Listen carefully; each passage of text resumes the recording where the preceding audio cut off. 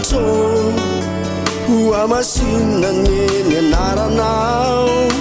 hotonganeny fanjakanao hatao aneny sitraponao ety antany taky ny any andanitrany omeo anay anio zay any nasa ho anay ary mamelany elokay takany namelanay zay meloka taminay aza mitondranay ho amin'ny fankapanay fa manafahanay amin'ny ratsy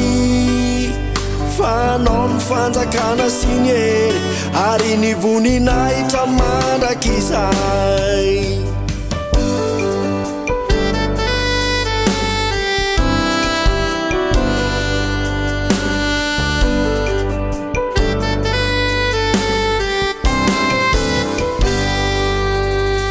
rainay zay any andanitro hoamasinany nianaranao hotonganeny fanjakanao hatao aneny sitraponao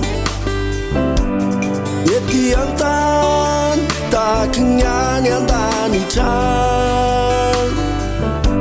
omeo anay anio zay any nasa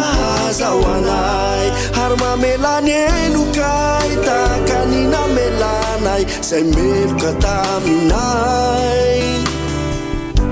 aza mitondranay ho amin'ny fankapanay fa manafahanay amin'ny ratsy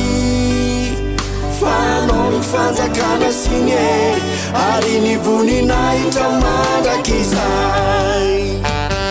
arao mivavaky anareo diaza manao telo maro foana takan'izay tlisy ko aza manakazy anareo fa fantatry indray nareo zay tokony ho anareo ko am'izany dia mivavaky izao ianareo rainay zay any an-danitra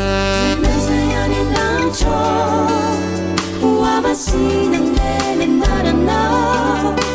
hotonganeny fanjakanao hatao aneny sitraponao ety antany